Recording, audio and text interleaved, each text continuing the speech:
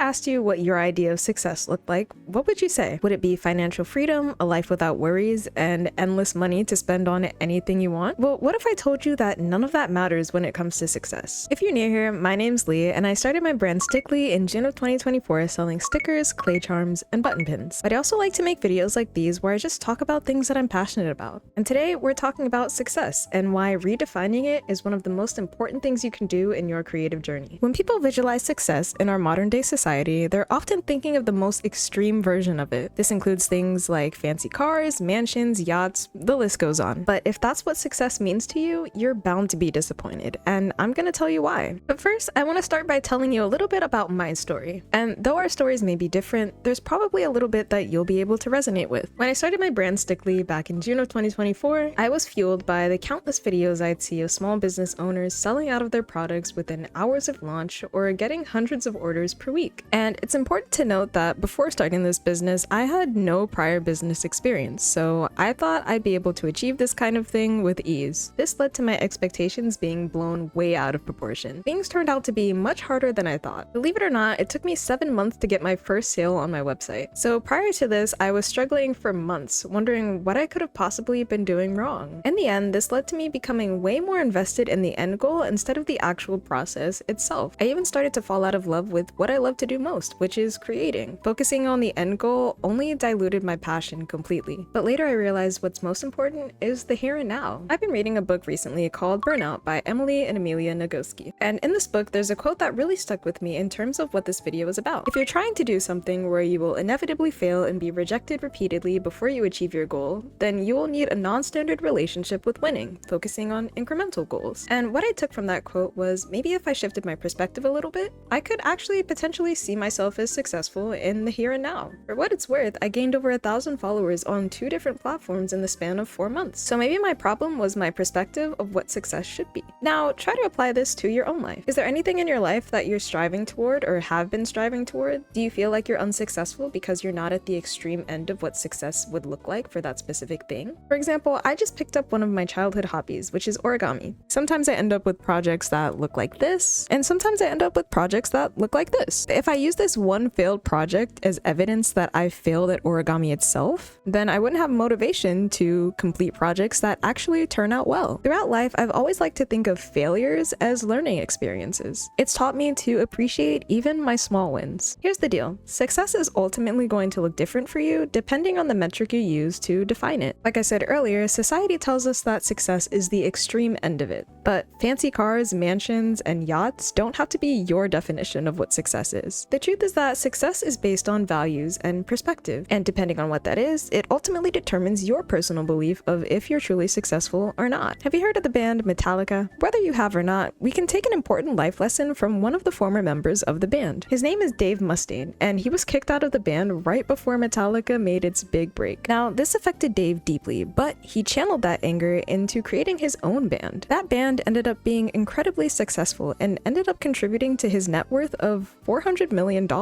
What he gained from that was an incredible legacy and millions of fans that look up to him. But in later interviews, he would reveal that he didn't feel like he was truly successful. He felt like a failure. And his reason for feeling that way? Because he didn't surpass the success of Metallica, the band he was originally a part of, with a net worth of $1 billion.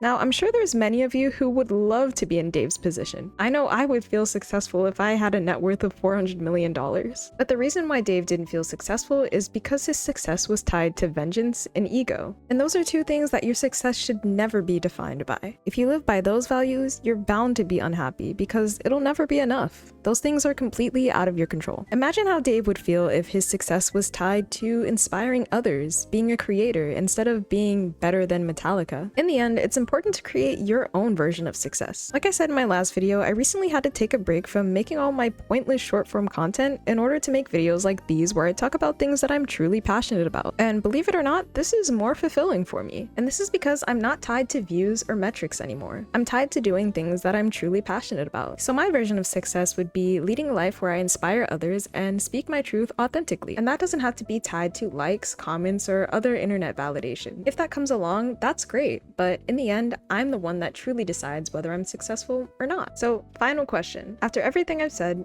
what does success mean for you? And when you answer this question, don't think about internet validation or get caught up in comparison. If you struggle to answer this question, think about things that are actually within your control that you can tie to your success. For example, being liked by others is a horrible metric to define your success because that's completely out of your control. There's always going to be some people that don't like you. You may realize that this kind of thing requires an entire reinvention of your personal values, but that's kind of the whole point. Don't get caught up in the extreme end of success and what society tells us that success is. You're never going to live up to that because if you do, you'll always be chasing more. Those kinds of things don't create sustainable happiness. The truth is that you may already be more successful than you think. Think about the small goals and achievements that you've already fulfilled. And no matter how small those goals or achievements are, it doesn't mean that they don't count. They're merely stepping stones to your bigger purpose. So appreciate them wholeheartedly and keep going in your creative journey. I hope this video helped you think about success in a different way. And continue on your quest for self-exploration and fulfillment. In the end, I promise you'll be much happier. Thank you guys so much for watching, and I'll see you in the next video.